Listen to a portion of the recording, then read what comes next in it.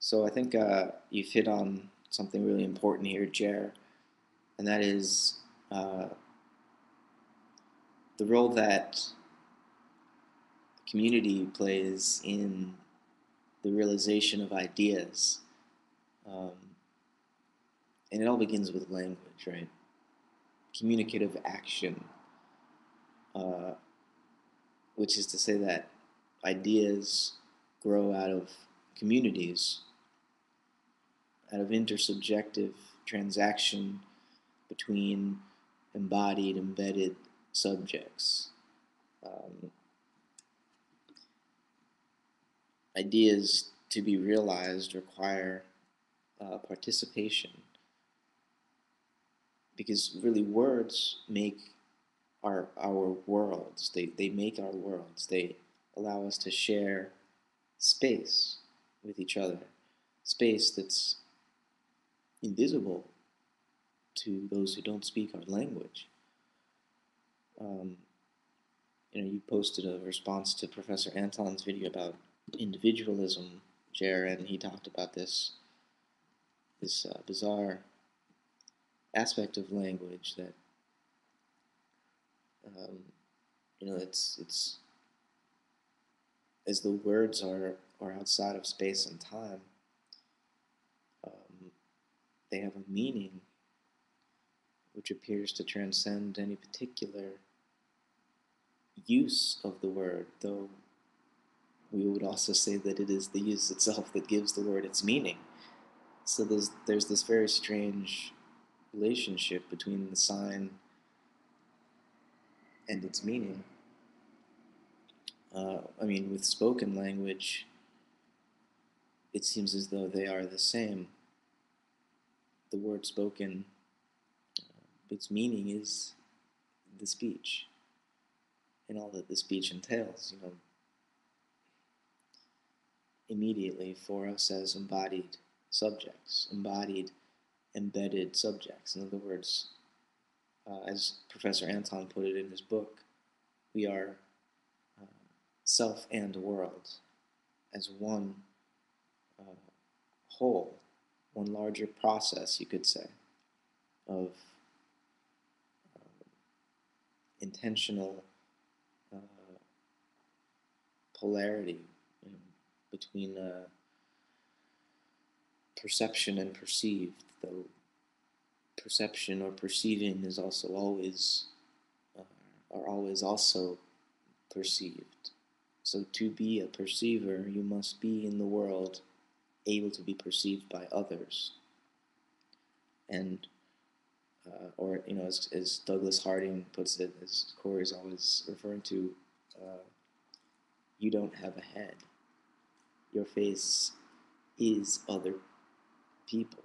Uh, your face is only reflected back to you through your interactions with other people. I mean, I can see my face on the computer screen or in the mirror, but it doesn't respond to me as another. It is myself. So I never really objectify myself.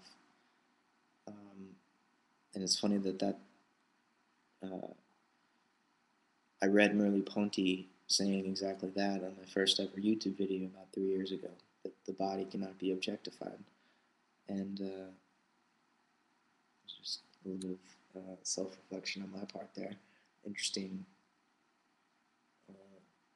circle I've gone in. Who knows, I guess about 1,000 videos later. But I'm hoping that this Holon's network helps us to bring these ideas into the world of the flesh, to make these words flesh, I guess you could say. Um, my hope is that Holon's network allows us to do this because it's literally an opportunity to open up new linguistic ecologies. Um, we can speak about the world in a way that we're not always able to in the normal day-to-day settings of our sort of post-industrial era. We're in the transition moment right now.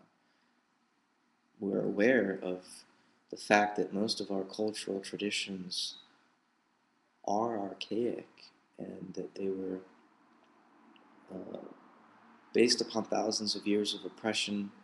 And certainly we got rid of slavery, we got rid of some racism, some sexism, but it's still deeply embedded in all of our cultural institutions. And so there's a long project ahead if human consciousness as it exists today hopes to continue for much longer. It needs to fundamentally, the human species needs to fundamentally transform itself, right?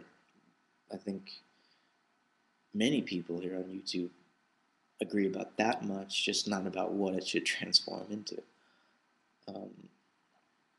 And that's what we need to talk about. Because in talking about it, we bring about the transformation. So it's not just talking about, it's speaking as the evolution of consciousness.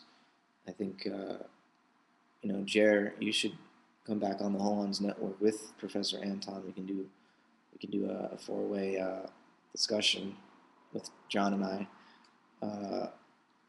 about the relationship between language and consciousness and the evolution of the technologies through which language has been conveyed throughout human history, the connection of that to how human consciousness has evolved throughout human history, because I think there's a clear correlation, connection between the change in the modality of or the medium through which human language was exchanged, and the change in the way that human consciousness experienced itself in relation to its society and the wider cosmological context. How we speak, and the various ways we attempt to capture our speech, whether it be in writing or video.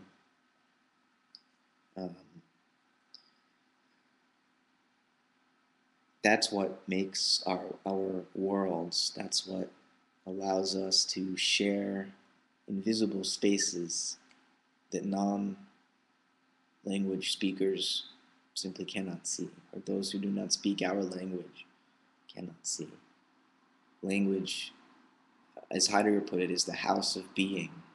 The world is made of words.